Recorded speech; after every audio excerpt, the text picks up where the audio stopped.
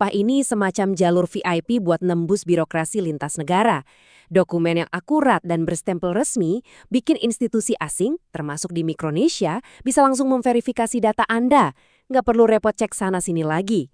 Proses aplikasi visa, izin tinggal, pengesahan ijazah, sampai urusan ekspor-impor jadi melesat jauh lebih cepat dan efisien. Sekarang masuk ke bagian ketiga, jenis dokumen yang ditangani. Kira-kira tumpukan kertas apa saja yang butuh penanganan serius ini? Kategori pertama, dokumen pribadi. Ini biasanya nyawa banget buat urusan imigrasi atau lanjut sekolah ke luar negeri. Mulai dari akta kelahiran, kartu keluarga, KTP, paspor, ijazah, sampai surat domisili. Poin paling krusial di sini, data diri Anda, dari ejaan nama sampai tempat tanggal lahir, itu harus 100% cocok sama format lembaga internasional. Nggak boleh meleset. Tipe satu huruf aja, dokumen Anda bisa langsung dipulangkan. Kategori kedua, dokumen hukum dan pemerintahan. Ini isinya surat perjanjian, putusan pengadilan, akta notaris, dan surat kuasa. Nah, disinilah tingkat kesulitannya melonjak drastis. Menerjemahkan dokumen semacam ini butuh pemahaman tingkat dewa soal dua sistem hukum yang berbeda antara Indonesia dan Federasi Mikronesia. Nggak boleh ada sedikit pun distorsi makna. Kenapa? Karena setiap kata membawa konsekuensi hukum yang sangat mengikat. Terakhir, kategori ketiga, dokumen bisnis dan komersial.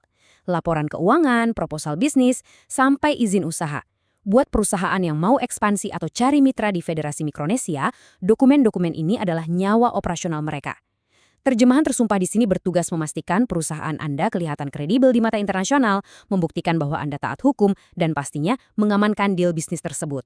Lanjut ke bagian keempat ya, prosedur dan tantangan penerjemahan. Gimana sih alur kerjanya? Kelihatannya ribet banget kan? Tapi mari kita lihat alurnya secara logis. Agensi penerjemah itu mengubah teks mentah jadi dokumen hukum lewat beberapa langkah.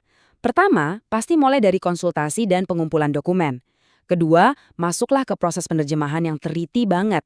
Terus diverifikasi, direvisi, sampai divalidasi buat memastikan nggak ada cacat sama sekali. Ketiga, dokumen diserahkan ke Anda, lengkap dengan cap resminya. Bahkan kadang agensi juga nawarin bantuan buat ngurus legalisasi langsung ke kedutaan. Semuanya terstruktur rapi. Tapi jangan salah, proses TABI itu banyak banget hambatannya. Tantangan terberatnya adalah menjembatani sistem hukum dan terminologi yang jelas-jelas beda antara Indonesia dan Mikronesia. Coba bayangin skenario ini. Anda punya kontrak bisnis yang udah solid banget di Indonesia.